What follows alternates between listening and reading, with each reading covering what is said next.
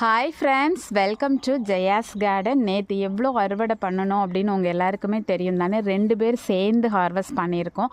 ஆனாலும் இப்போ பார்த்தீங்கன்னா நிறைய அவரைக்காய் கிடக்கு கண்ணை தப்பி. அப்புறம் இங்கே பாருங்களேன், இப்போ நான் க்ளீன் பண்ணிகிட்ருக்கேன் ஃப்ரெண்ட்ஸ். அதனால் கொஞ்சம் இலைகள் எல்லாம் அப்படி பறித்து போட்டு அந்த மாதிரி ஏதாவது நோய் விழுந்ததெல்லாம் பறித்து போட்டுட்டு இருந்தேன்னா, அப்போ பாருங்கள் இதுக்குள்ளே இவ்வளோ தண்டி ஒரு காய். எங்கள் இதுக்குள்ளே ஓமவள்ளி செடிக்குள்ளே ரொம்ப தண்டியாக, எனக்கே அதை தொடதுக்கே பயமாக இருந்தது. என்னடா இவ்வளோ தண்டிக்கு என்ன காய் இருக்கும் அப்படின்னு சொல்லிட்டு பார்த்தா கத்திரிக்காய் போய் அங்கே முளைச்சி கிடக்காங்க.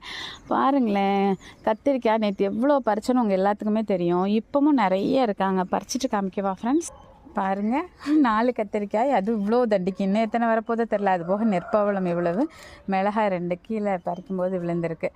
ஓகே ஃப்ரெண்ட்ஸ், இப்படி தினம் அறுவடையிலையும் மகிழ்ச்சியிலையும் திளைக்க வைக்கிறது தாங்க மாடி தோட்டம்.